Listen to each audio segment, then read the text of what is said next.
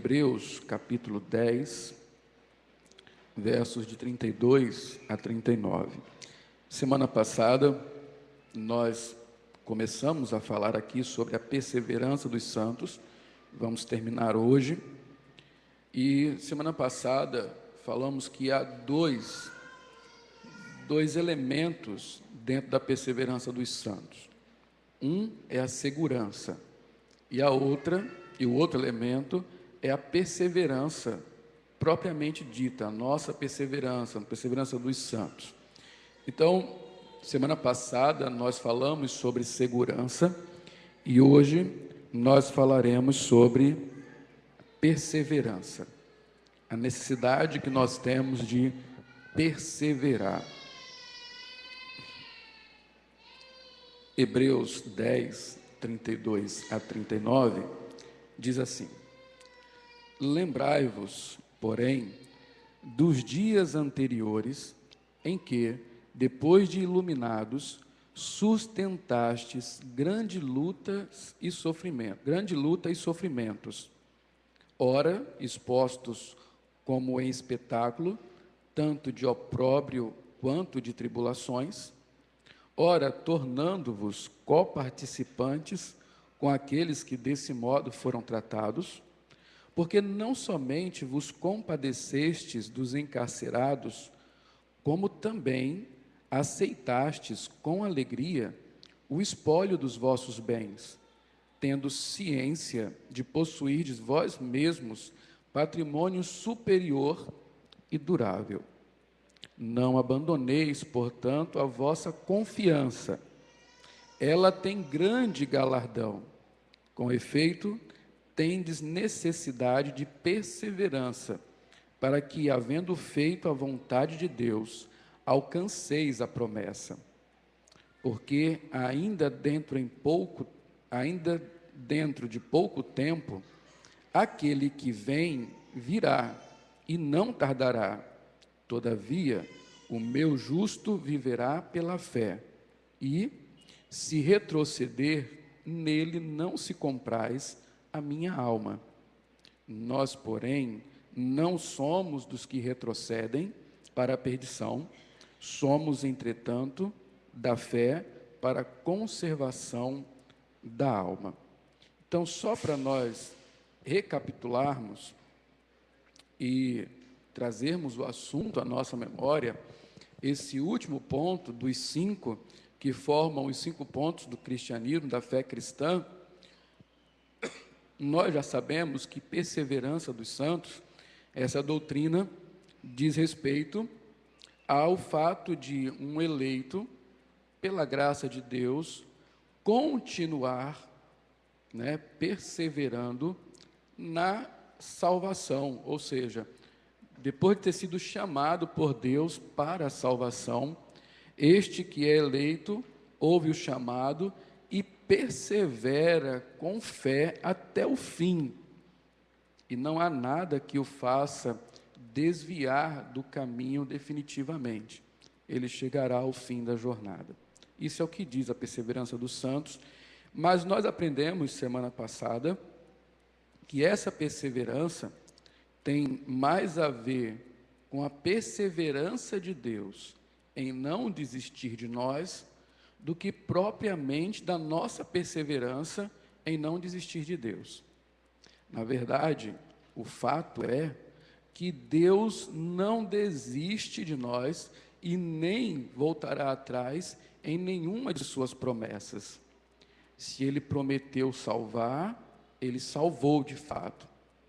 Você vai observar que na Bíblia, a maioria das vezes que Deus nos descreve, Ele nos descreve, descreve os eleitos, Ele faz a descrição no passado. E por que é assim? Porque para Deus, essas coisas já aconteceram, já estão realizadas na mente de Deus. Então, Deus nos vê assentado em lugares celestiais, Deus nos vê como perfeitos, Deus nos vê como ressurretos, enfim, Deus nos vê prontos, porque a promessa para Deus ela é tão certa, Deus não volta atrás em nenhuma de suas promessas, que para ele isso já é acontecido, é real. Deus não faz diferença entre passado, presente e futuro. Promessa para Deus não é algo que vai se cumprir, é para nós. Para Deus, promessa é algo que está cumprido. Então, sendo assim, Deus, Ele vai prover os meios e vai nos guardar em seu poder, de forma que nenhum dos eleitos se perderá. Deus perseverará em nos garantir a salvação. E aí nós falamos sobre segurança. E como foi bom falar sobre segurança. Saber que nós estamos, a despeito de nós, a despeito das nossas fraquezas, das lutas por quais passamos e até das tentações do diabo e das pressões do mundo, nós estamos seguros, porque nós estamos nas mãos de Deus e Deus é maior que todos. Não há ninguém maior que Deus. E das mãos de Deus ninguém pode nos arrebatar, ninguém pode nos tirar. Se Deus nos tem em suas mãos, ninguém pode nos tirar de lá. Essa é a segurança com a qual você pode contar. Você que é um salvo, você que é um eleito de Deus, você pode contar com isso em todos os instantes. Nas provas, na alegria, na tristeza, em momentos de riqueza, de pobreza, de frente com a morte, você está seguro. Isso é maravilhoso. Mas aí vem uma outra coisa que é igualmente importante nós sabermos e que faz parte dessa doutrina da perseverança dos santos, a necessidade que nós temos de perseverar, de nos mantermos aonde começamos. A verdade é que a perseverança é a única evidência de que alguém é eleito. Então, você que esteve aqui na semana passada e saiu confortado pela certeza de que está seguro, pelos benefícios de gozar dessa segurança, a pergunta que se faz hoje é: mas essa segurança quem pode ter? Será que aquela segurança que eu falei na semana passada diz respeito a você de fato? Há algumas coisas que nós precisamos checar na nossa vida para finalmente nos sentirmos seguros. Porque esta segurança é também para os que perseveram. A segurança não está distante da perseverança. Só pode estar seguro quem persevera. Então, o texto fala justamente nisso. Tendes, verso 36, aí de Hebreus 10, tendes necessidade de perseverança. Perseverar é a evidência, é a prova. Então, vamos falar hoje sobre perseverança dos santos, propriamente dita, a nossa perseverança. Você conhece aquela frase polêmica para alguns e para outros erradamente confortante. A frase que diz: uma vez salvo, salvo para sempre. Não sei qual é a sua opinião sobre esta frase, mas ela é, dependendo da perspectiva, da maneira como se lê esta frase, ou dependendo de quem lê essa frase, ela é, ao mesmo tempo, verdadeira e falsa. Ela é, ao mesmo tempo, verdadeira e falsa. Por quê? Se alguém que se acha salvo, pensa que é salvo, lê isso aqui e fala uma vez salvo, salvo para sempre, aplicando a ele, ela é falsa. Ou alguém que mal intencionadamente vive uma vida de igreja, mas não vive o cristianismo e acha que está na igreja simplesmente razão para se achar salvo, isso aqui não serve. Agora, se a primeira condição é satisfeita, qual é a primeira condição da frase? Uma vez salvo, se houve salvação, de fato, A salvação é para sempre. Se alguém é verdadeiramente salvo, ele é salvo eternamente. Agora tem uma coisa, há pessoas para as quais essa frase se aplica, e há pessoas para as quais esta frase não se aplica. Vamos ver para quem essa frase não é aplicável. Porque essa frase fala da segurança da salvação. Como é que eu tenho segurança de salvação? Uma vez salvo, salvo para sempre, não se aplica a quem? Esta frase não se aplica a qualquer um que esteja na igreja. Uma vez que simplesmente estar na igreja não é garantia de salvação. Então, o fato de você ter o seu nome arrolado numa igreja, de você fazer parte da membresia de uma igreja, não é a garantia da sua salvação e nem é a evidência da sua salvação. Muitas vezes nós pensamos numa pessoa salva ou não na referência com a igreja. Se ela está na igreja, salva. Se não está na igreja, não é salva. Mas estar na igreja simplesmente não é a garantia nem a evidência da salvação. Então, uma vez salvo não quer dizer uma vez na igreja. Ser salvo é diferente de estar na igreja. Ser salvo é diferente de ter aderido a um credo religioso qualquer, mesmo que seja o credo religioso correto. Isso não basta. Então, a frase, uma vez salvo, salvo para sempre, não se aplica ao igrejeiro, a alguém que aderiu a uma igreja, que simpatizou com a causa de uma igreja, que faz parte dela, mas não tem nenhum compromisso mais profundo com Cristo. Não se aplica. Ser salvo significa nascer de novo. Isso é o que importa. A quem também não aplica-se a essa frase? Ela não se aplica a quem no passado teve uma experiência de conversão que não é seguida pelo processo de transformação.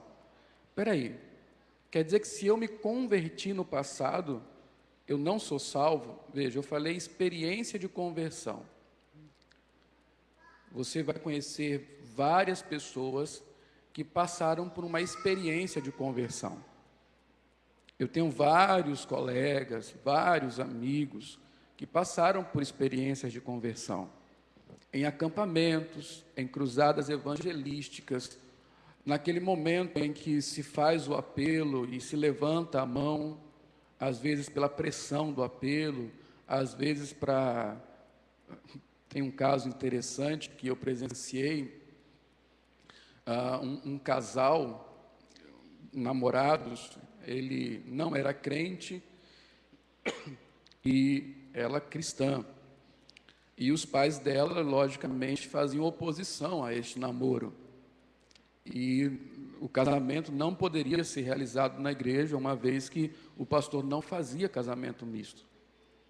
Então, um dia lá, num sermão, num dia de culto, esse cidadão resolve levantar as mãos e aceitar a Cristo, e professa a fé. Aos nossos olhos, ele teve uma experiência de conversão. Não chegou à lua de mel a sua fé. Casou-se, tudo certinho, na lua de mel ele já tinha apostatado da fé. Então, a experiência de conversão em si, ela não diz muito. Ela não é o tudo da vida cristã. Você dá um testemunho do seu passado, de um momento em que você sentiu algo, ou ouviu Deus falar com você, mas no decorrer do tempo a sua vida não foi transformada, você não se santificou, você não amadureceu como cristão, a sua fé não ganhou em força, em robustez, em maturidade. Bem, você teve uma experiência de conversão, mas você não foi convertido realmente. Porque a conversão é o início de um processo que dura a vida toda e que nos leva à eternidade. Então, quando se fala uma vez salvo, salvo para sempre, essa frase não é aplicada a quem apenas experimentou uma experiência de conversão. E que pode até relatar muito bem, mas que não veio acompanhada por transformação. Esta frase também não se aplica aos que nasceram nos lares cristãos e que desde pequenininhos estão na igreja e estão aí, né, nesse ambiente eclesiástico, vivendo daquilo que acontece na igreja. Veja, nascer num lar cristão não é suficiente, é necessário nascer de novo. Filhos de crentes também precisam nascer de novo. Filhos de pais cristãos precisam eles mesmos professarem sua fé quando assim for possível. Então, o fato de você, desde pequenininho, estar aí no ambiente da igreja, não quer dizer que você seja um salvo, se você ainda não passou por um processo de novo nascimento, de regeneração. E se não é assim, você não é salvo. E se não é salvo, você não pode ter segurança de salvação. Só pode ter segurança de salvação quem uma vez foi salvo. Salvo para sempre. Não se aplica aos que parecem cristãos, mas na verdade são legalistas, hipócritas e idólatras de si mesmo. Obras não salvam. E é uma outra categoria de crentes, os crentes que parecem cristãos. Eles se vestem igual, falam igual e até são bem firmes na prática de obras que são próprias dos crentes. Isso não é suficiente, porque se fosse suficiente, os fariseus seriam salvos. Eles eram assim, eles tinham toda a aparência de um cristão, mas na verdade o que eles queriam? Eles queriam ser merecedores dos louvores dos homens e do louvor do próprio Deus. Eles não tinham a fé deles perseverante em Cristo, e nem queriam ter a fé em Cristo, eles queriam ter a fé nas obras. E este é um problema que é muito próximo de cada um de nós. Nós deixamos de perseverar na confiança do que Cristo fez na cruz, para começarmos a viver a vida cristã baseada no que nós temos feito em nossas próprias obras, nos nossos méritos. E eu conheço um par de crentes que são assim. Pessoas que ficam como que entesourando créditos para terem com que trocar com Deus, para se sentirem melhores, para se sentirem dignas de salvação. Mas veja, nós estamos aqui aprendendo e já aprendemos sobejamente, várias vezes falamos sobre isso, que salvação não é por mérito. Se fosse por mérito, por merecimento, não há um aqui que pudesse ser salvo, a começar de mim. E este é o grande mistério da fé. Precisamos acreditar que, embora não sendo merecedores, Cristo nos salva por amor e graça. Mas há os crentes que preferem firmar os pés em suas próprias obras. E não acho que isso é absurdo, não, porque Cristo mesmo profetiza que no final dos tempos muitos chegarão diante dele, trazendo consigo o quê? Um relatório de boas obras, demônios expulsos, enfermos curados, profecias feitas, fiz aquilo outro. Claro que Jesus não fala de tudo, mas alguns vão chegar lá com os recibos dos dízimos, outros chegaram lá com a lista de presença da escola dominical. Alguns chegaram lá com as madrugadas que ficaram em oração, outros chegaram lá mostrando joelhos esfolados, mas isso foi só para conquistar a salvação. Se a sua fé não esteve em Cristo, você não é um salvo, Porque a fé do salvo é colocada em Cristo e no que Ele fez na cruz e não nas próprias obras. Então, aqueles que parecem crentes não são verdadeiramente cristãos. Os que parecem salvos necessariamente não são salvos. E é lógico que, embora eu esteja falando isso aqui, não é simples detectar isso. Não é simples detectar isso nem em mim mesmo. Eu tenho que constantemente checar o meu coração, eu tenho que constantemente analisar a minha própria vida para saber em que eu tenho colocado a minha fé e qual a razão da minha perseverança, ou se tenho perseverado realmente. Porque para que essa frase seja real para mim, eu preciso me enquadrar em uma única categoria de pessoas, que é para quem essa frase se aplica. Quem são essas pessoas? Aos que, uma vez conscientes do chamado de Cristo, perseveram até o fim em cumprir esse chamado. Veja, as pessoas que podem dizer para si próprias, uma vez salvos, salvo para sempre, são aquelas que têm a consciência de que foram chamadas por Cristo, chamadas para o discipulado, chamadas para seguir a Cristo, que é a mesma coisa de ser chamada para a salvação. E que, conscientes desse chamado, elas perseveram em cumprir o chamado, porque o chamado tem um propósito, e vocês já sabem disso aqui. Qual é o propósito de Deus em eleger pessoas? Predestinado desde a fundação do mundo para sermos santos e irrepreensíveis. Então, se eu fui chamado e tenho consciência disso, eu também tenho consciência do propósito.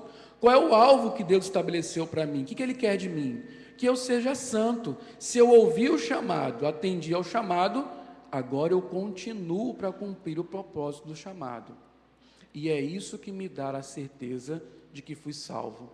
Eu vejo no meu dia a dia o cumprimento desse chamado na minha vida através dos frutos que eu produzo, através da perseverança em cumprir o chamado. Veja que eu falei consciência do chamado. Eu não usei aqui a palavra conversão. Nós temos que ter muito cuidado em falar de conversão.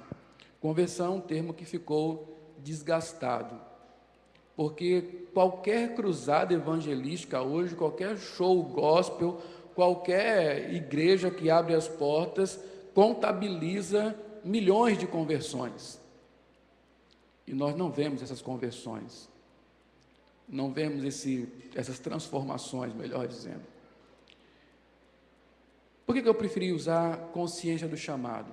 Porque todos os crentes passam, todos que são verdadeiramente crentes, são chamados. Mas o chamado nem sempre ocorre da mesma maneira. Por exemplo, veja o meu caso. Se fosse o nosso costume aqui, dar testemunhos, no dia que eu fosse dar o testemunho da minha vida, vocês iam dormir, porque o meu testemunho é muito chato. Eu nunca fiz nada de errado, eu nunca usei droga, nunca me prostituí, eu nunca roubei ninguém. Eu roubei a Fanta naquela vez, mas eu me arrependi. Eu nunca traí minha mulher, eu nunca defraudei ninguém. Desde que eu me entendo por gente, eu estou na igreja. Eu fui presidente de UPA, fui presidente de mocidade, na mocidade eu não fui, mas eu estive sempre na liderança. Naturalmente, foi natural a minha ida para o seminário, e lá eu estudei, e virei pastor, e estou aqui. Chato esse testemunho, né? Bom é aquele que diz, não, eu era macumbeiro, e aí eu caí nas drogas, e eu roubava carro, e tal, né? A gente fica, glória a Deus, né? Quanto pior, mais glória a Deus a gente dá, né?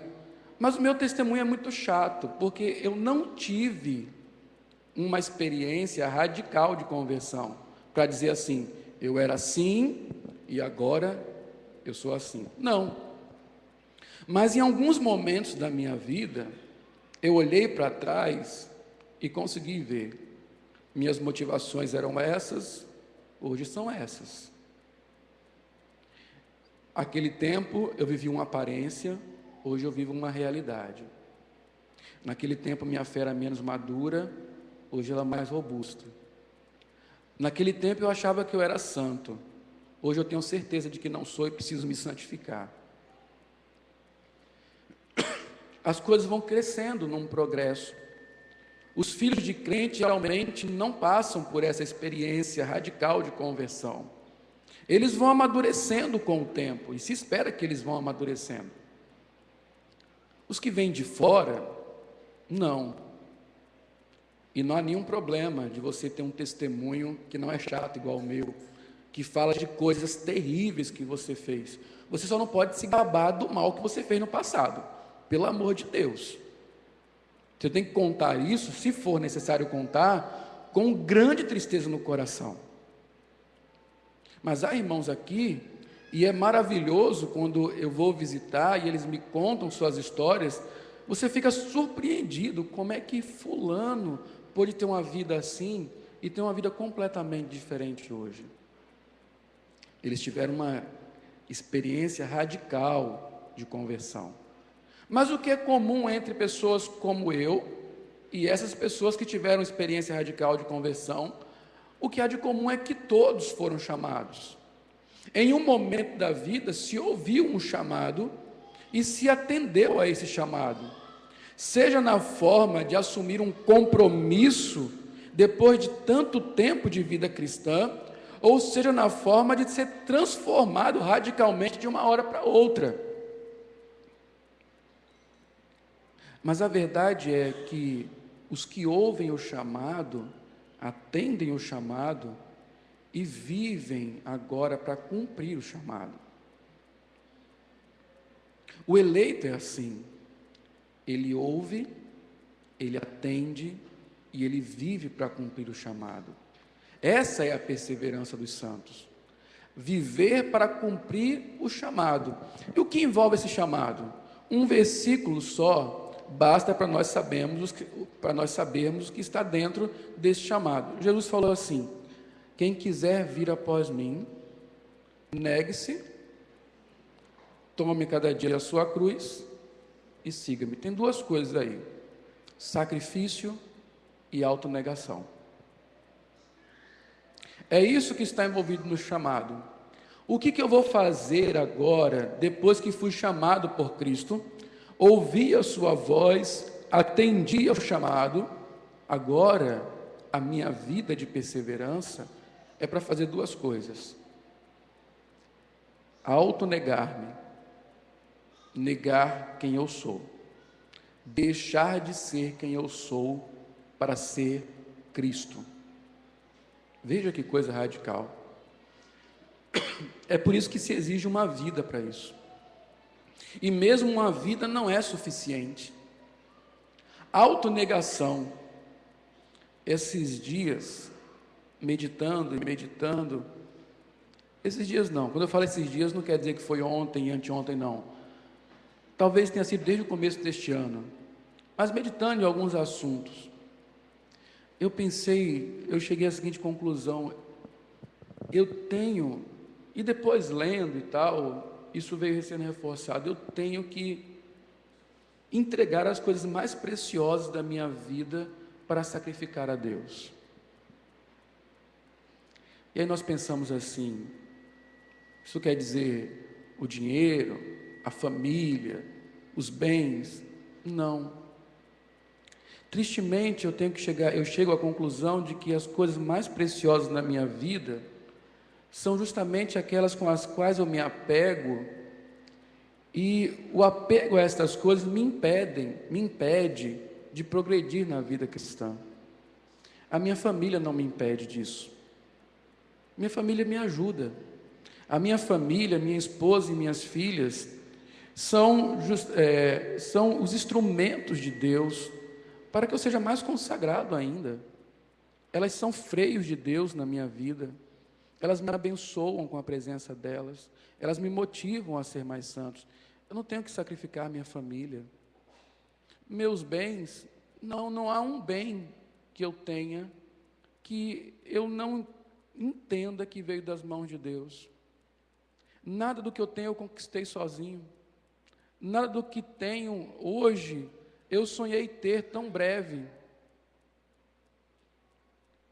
E não há um dia sequer que eu, junto com a minha esposa e minhas filhas, não tributemos a Deus o louvor pelos bens que nós temos. Eles nos ajudam a crescer. As únicas coisas preciosas demais para mim, que me impedem de progredir na vida cristã, que me impedem de perseverar com mais ânimo, são os meus pecados. Estes sim me impedem. E eu tenho que estar disposto a me negar, a abrir mão daquilo que para mim, segundo a minha ótica, é precioso, porque me dá algum prazer, porque me satisfaz em alguma área, a fim de que eu comece a ter prazer no que dá prazer a Deus, no que é significativo para Deus, e não para mim mesmo. Eu tenho que viver agora sob uma perspectiva de outro, que não é a minha, mas é a de Deus, e só com autonegação. A vida cristã tem uma esfera de sacrifício. A vida cristã, ela deste lado de cá, do céu, não é vivida em plena paz e harmonia. Meus irmãos, aqueles sermões que prometem paz sem fim para aqueles que se convertem a Cristo são mentirosos. Não há paz sem fim. Eu tenho paz em minha alma, tenho, porque tenho comunhão com o meu Redentor, mas ao mesmo tempo eu tenho um conflito em minha alma, porque eu luto contra mim mesmo, eu luto contra um mundo, eu luto contra um sistema. Eu sou um crente, tenho uma alma remida, em uma natureza perdida, pecadora, em um mundo pecador. Isso é conflitante. Às vezes eu choro por causa disso, às vezes eu lamento a minha sorte por causa disso, às vezes eu penso, é mais fácil não ser crente, só largar as rédeas e viver como todo mundo vive, é muito mais fácil. Eu teria muito mais paz neste mundo. Mas eu sou chamado a lutar, a guerrear. Eu sou chamado veja a descrição de Apocalipse que nós lemos. Eles apareceram lá com as roupas alvejadas, mas antes eles estavam com as roupas sujas de sangue, das lutas que tiveram neste mundo, da grande tribulação por que passaram. E tudo isso por causa da fé. Tem a esfera do sacrifício. Eu tenho que estar disposto a sacrificar a Deus, eu tenho que tomar a minha cruz. A cruz para ser cristão. Sabe onde é que acaba o cristianismo? Melhor, sabe onde é que começa o cristianismo? Ele começa na sua morte. Na sua morte. Não é nada menos que isso a proposta de ser cristão. É morrer. Uma vez eu brinquei com uma tia de escola dominical. Eu falei, era acampamento de carnaval, e eu brinquei com ela, falando assim, olha, atrás do trio elétrico só não vai quem já morreu. E ela me respondeu com muita sabedoria, pois é, eu já morri. E é justamente isso. Morrer. E não é aquela morte idealizada. Gente, é morrer mesmo. É deixar de ser você, é negar tudo que você é deixar de existir da forma como você se entende, é deixar de existir como esse mundo espera que você exista, para viver para Deus, para se rebelar contra o pecado, para se submeter à vontade de Deus, que diz a Bíblia, é boa, perfeita e agradável, mas que nem sempre nós compreendemos assim. O cristianismo começa quando nós morremos. Essa é a proposta de Cristo para aqueles que querem segui-lo. Negue-se a si mesmo, tome a sua cruz, siga-me. O que quer dizer a cruz? Morte. É por isso que às vezes é tão difícil perseverar. Mas para estas pessoas que entenderam qual é o significado do chamado e estão comprometidas em cumprir o chamado, a frase, uma vez salvo, salvo para sempre, se aplica. Que todos nós aqui estejamos dentro dessa frase. Então vai para o texto, Hebreus, para nós olharmos para o texto e aprendermos sobre a importância de perseverar e o perigo de retroceder, o perigo de abandonar. Hebreus 10, de 32 a 39. Você, pela primeira leitura que nós fizemos, já entendeu que o contexto do texto é a respeito de pessoas que estão passando por provas, que foram roubadas de seus bens, que foram expostas ao escárnio, à zombaria, que perderam tudo que tinha, parentes inclusive, família. Por quê? Por causa da fé. O contexto de perseverança na Bíblia sempre está ligado a lutas e perseguições.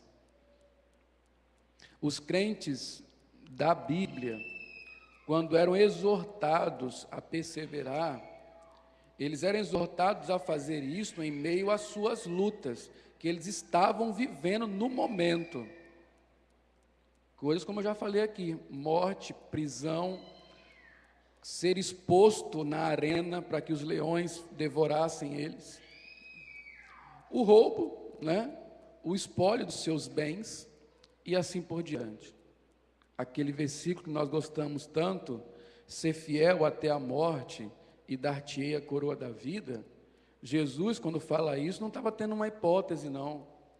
Ele estava falando para um povo que estava sendo perseguido, que estava morrendo. E Jesus disse para eles assim: olha, ser fiel até a hora que você for morto, e eu vou dar a você a coroa da vida. Eu confesso, meus irmãos, que quando a Bíblia cobra a perseverança de nós, para nós é mais fácil do que era para aqueles irmãos. Você, certamente, eu fico às vezes intrigado, me incomoda às vezes, quando nós queremos levantar para nós aqui, cristãos brasileiros, algum tipo de perseguição. Nós não sofremos perseguição. Não sofremos. Não há ninguém que esteja levantando-se contra nós. Algumas pessoas não gostam, aí a agenda gay que se incomoda com a gente. Mas perseguição, a hora que eu quiser, eu abro a minha porta na minha casa, faço culto doméstico na garagem, não tem problema. Se eu quiser abrir um grupo, um ponto de pregação na minha casa, não haverá problema. A lei me garante isso. Nunca mais jogaram pedra na casa de cristão nenhum. Nunca mais incendiaram igreja de crente, coisa nenhuma. Então, gente, nós não sofremos perseguição desta forma. Nós temos outros problemas graves, sérios também, mas perseguição não é o nosso problema. Então, é bom sempre lembrar isso. A Bíblia cobra perseverança daqueles que tinham motivos para deixar de perseverar, porque estavam sofrendo por causa da fé. Quando a Bíblia cobra perseverança de um grupo de pessoas como a gente aqui, que vive num país livre, numa democracia, para nós deveria ser muito mais fácil perseverar, muito mais imediato perseverar. talvez nós não precisássemos nem ser exortados a perseverar. Mas eu quero começar com o perigo de não perseverar. No versículo 38, o escritor aos Hebreus fala o seguinte: se retroceder, nele não se compraz a minha alma. Esse texto, essa frase, diz que há um desagrado no coração divino quando alguém que diz ter abraçado a fé começa a voltar atrás. A Bíblia é cheia de exemplos negativos a esse respeito. A mulher de Ló olhou para trás, quando se dizia para ela: olhe para frente, fuja da perdição, vá para a cidade de salvação. Ela olhou para trás. A mulher de Jó também foi assim. Qual conselho ela deu para o seu esposo? Amaldiçoa seu Deus e morre, volta atrás, para de perseverar. Exemplo maldito, negativo. Um dos belos momentos na Bíblia é quando Jesus ele foi batizado e do céu se ouve uma voz, a voz do Pai dizendo: este é o meu Filho amado, em quem tenho prazer, em quem minha alma se compraz. Os que não perseveram ouvem justamente o contrário. Qual é o contrário? A minha alma não tem prazer nos que voltam atrás. Lucas 9, 62 diz, Jesus Cristo fala: ninguém que tendo posto a mão no arado, olha para trás, é apto para o reino de Deus. O que nos faz entender esse texto?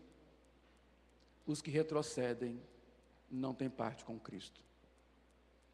Os que param de perseverar não têm parte com Cristo. Parar de perseverar é um grande perigo, porque a parar de perseverar é a evidência que não houve salvação. Esses não são aptos, esses não foram habilitados para o reino de Deus. Veja 2 Timóteo 4,10. Aí um personagem pouco conhecido, um homem chamado Demas. Quem conhece Demas? Você pode me contar a história dele? Não, né? Se eu dissesse que é um nome bíblico e não mostrasse na Bíblia, você acreditaria? Há um registro sobre Demas na Bíblia, horrível, e que é parecido com o registro de muitos crentes. Veja o que Paulo fala sobre ele. Ele pede ajuda a Timóteo e ele dá razão. Ele quer que Timóteo vá estar com ele, sabe por quê? Porque Demas, 2 Timóteo 4,10, porque Demas, tendo amado o presente século, me abandonou e se foi para Tessalônica. Demas é um crente que amou mais o mundo e abandonou a carreira cristã, abandonou o evangelho, foi cuidar dos seus interesses.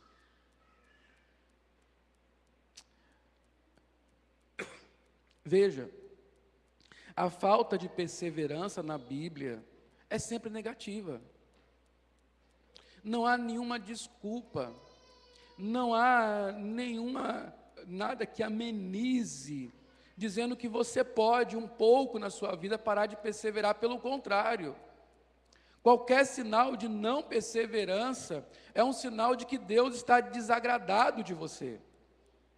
Quem não persevera na fé, quem não persevera no chamado, este não agrada a alma de Deus, este não é apto para o reino de Deus, este dá provas de que amou mais o mundo do que tem amado a Deus.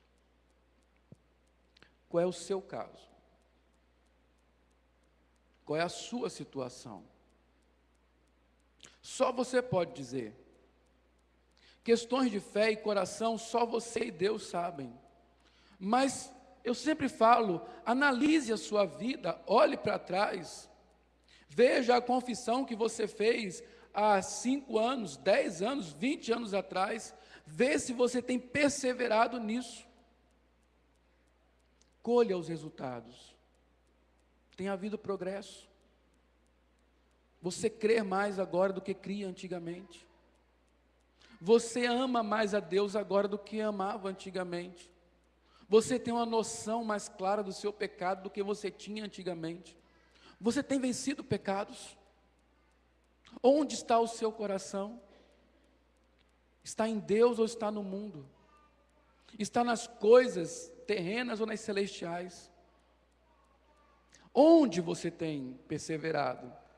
Onde você tem posto a sua agenda, os seus compromissos, as suas prioridades? Tudo isso lhe informará se você tem perseverado ou se você tem retrocedido na vida cristã. O abandono, preste atenção nisso, apostasia, é a evidência de que não houve salvação. Abra comigo, 1 João 2,19.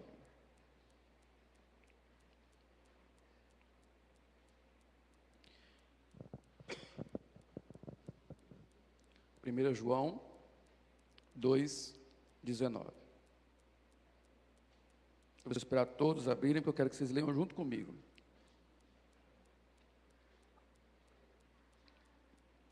Por que alguém sai da igreja? Por que alguém abandona a fé? O texto dá a resposta. Vamos ler? 1 João 2,19. Eles saíram do nosso meio, entretanto, não eram dos nossos, porque se tivessem sido dos nossos, teriam permanecido conosco. Todavia, eles se foram para que ficasse manifesto que nenhum deles era dos nossos. Por que as pessoas saem do grupo dos crentes? Porque não faziam parte do grupo dos crentes. E porque saíram? Para se tornar manifesto de que eles não faziam parte do grupo, ou seja, eles nunca foram salvos. Por isso não permaneceram salvos. Meus irmãos, isso bate no meu coração com muito temor. Porque agora eu vou perguntar, a quem serve essa advertência? A quem se aplica essa advertência? E você vai pensar em fulano, cicrano, Beltrano também, a todos nós. A todos nós. A Bíblia fala assim, aquele que pensa, como é que diz? Aquele que pensa, cuide para que não.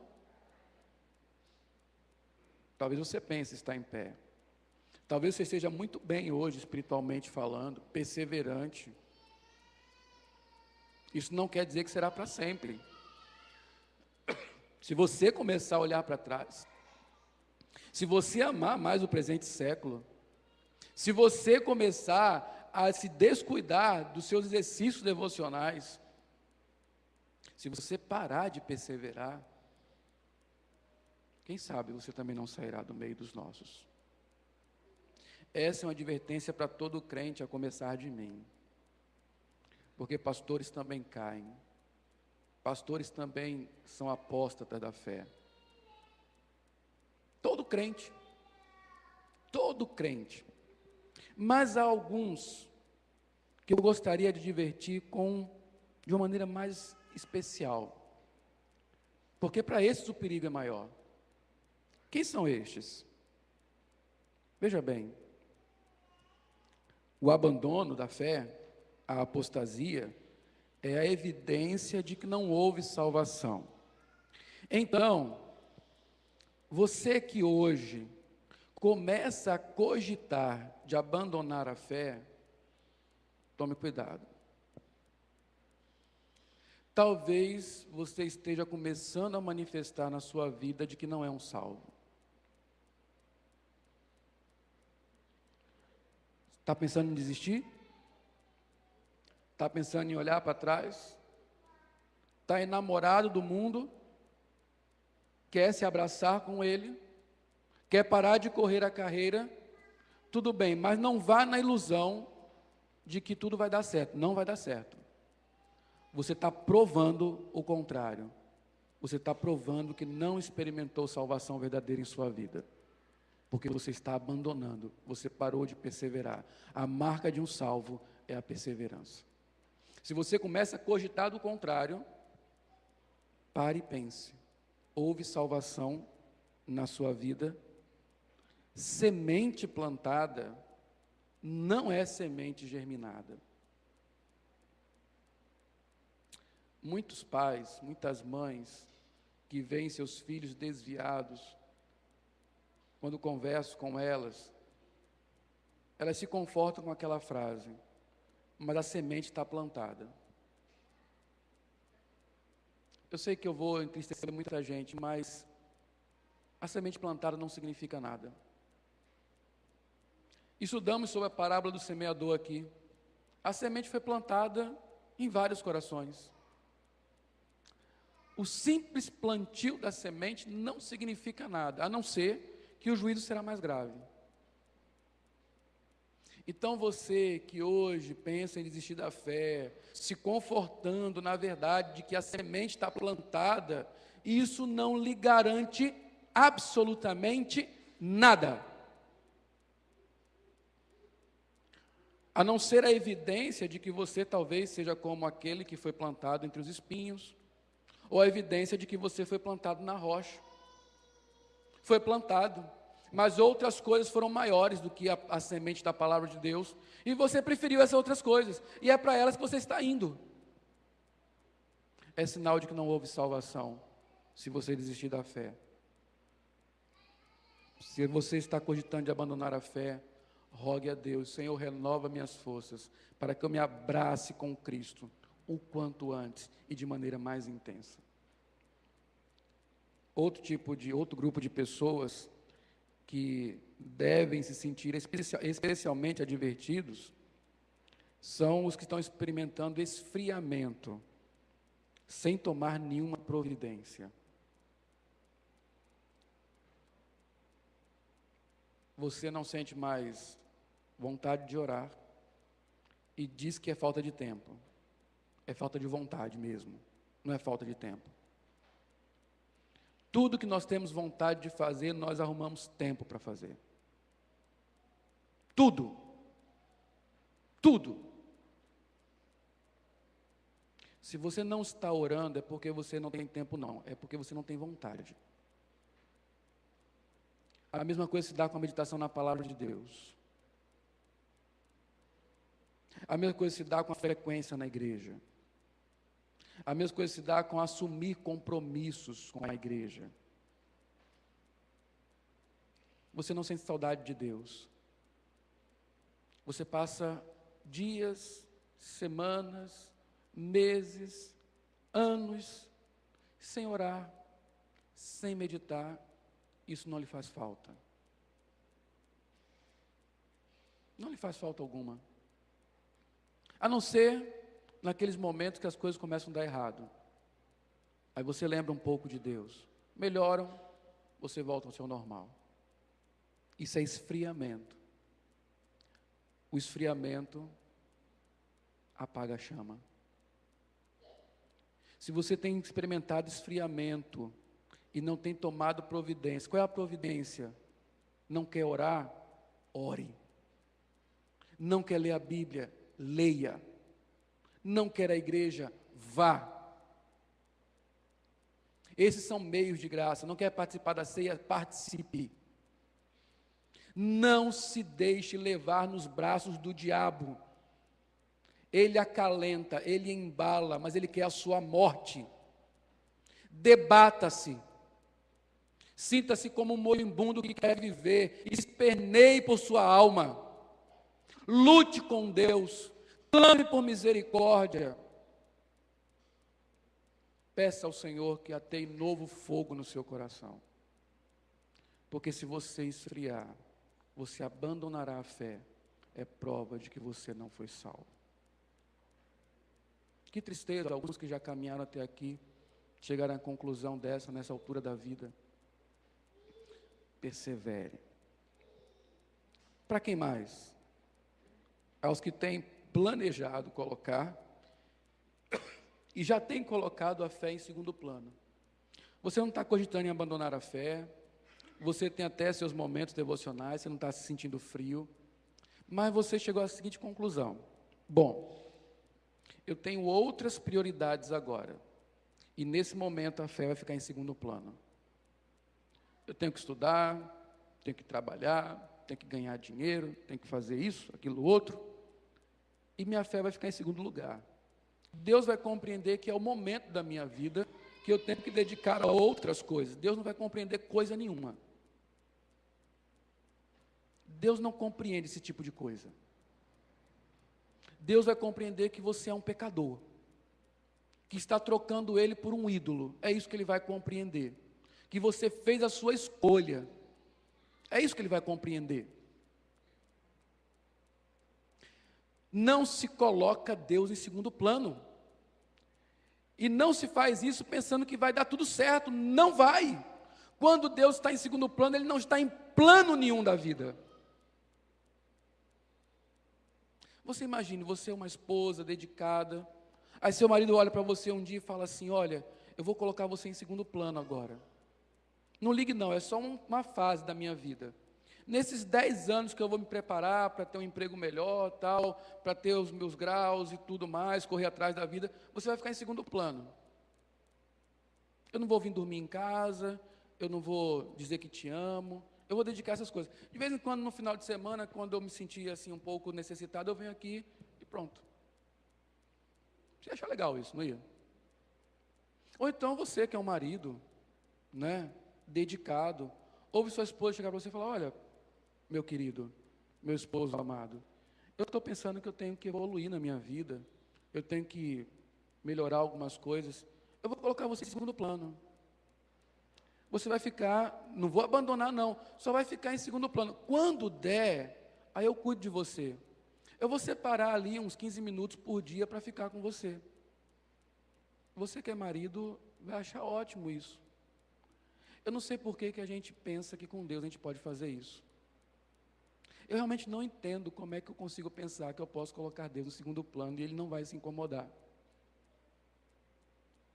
Quando eu digo que eu estou colocando Deus no segundo plano, eu construí um ídolo e estou servindo outro ídolo. E esse ídolo é o objeto da minha dedicação. Eu estou abandonando Deus por outro ídolo. Isso se chama apostasia, idolatria. É falta de perseverança no chamado. Isso me leva à morte espiritual.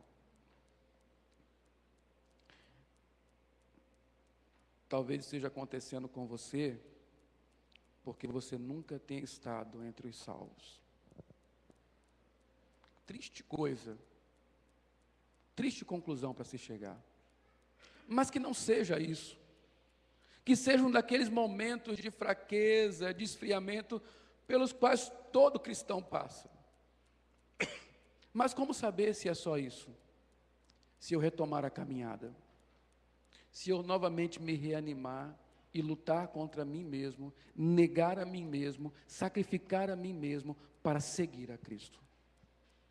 Que seja essa a disposição do seu coração.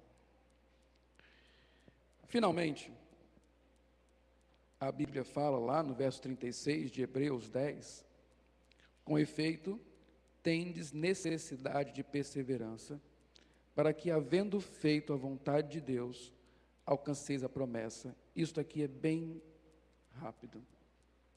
Deus não está dizendo que nós temos que perseverar para conquistar a promessa. Deus está dizendo que eu tenho que perseverar para alcançar a promessa. Qual é a promessa? A vida eterna. E como é que você acha que você vai chegar à vida eterna? Vivendo como alguém que quer ser morto espiritualmente? Não. O que Deus falou é o seguinte: Cristo conquistou a vida eterna para vocês. Ela está ali. É só seguir por esse caminho. Quando você chegar ao final dele, você terá a vida eterna. O que Deus está dizendo é: caminhe pelo caminho. Não pare, não retroceda. Meus irmãos, eu tenho acompanhado a vida de alguns homens que são importantes para mim, não os conheço pessoalmente, mas pelo que escrevem, pelo testemunho de vida. E como eu fico constrangido com a vida deles. Para eles parece que essa caminhada é tão fácil. Eles falam da vida familiar quando eram crianças, um ambiente extraordinário, cristão. E eles falam de como amam a Deus, como amam a Cristo, como anelam o céu. E eles parecem correr neste caminho. Eu me sinto triste às vezes, porque às vezes eu me sinto me arrastando nesse caminho, de tão difícil que ele é para mim. Eu estou olhando a vida eterna, eu estou olhando a comunhão plena com Deus, mas o caminho é difícil, porque o caminho parece que eu estou pisando em mim mesmo. Ele é pavimentado com os meus pecados, ele é pavimentado com as minhas vontades, ele é pavimentado com o meu eu. Eu tenho que pisar nessas coisas para chegar lá. Não importa se é fácil ou difícil o caminho para você. Não importa se você corre, se você se arrasta. Não importa, o que Deus quer é que você continue. É que você deseje chegar. E ande para chegar. Uma vez meu pastor falou: quem não deseja ser salvo, não será salvo. Quem não anela o céu, não vai para o céu. Sabe por quê, meus irmãos? Nós precisamos desejar a promessa para alcançar a promessa. Enquanto o céu não for desejável para nós, a única coisa desejável para nós será este mundo. E para que caminhar então? Faremos como Demas, abandonaremos o caminho. É necessário perseverar para alcançar a promessa.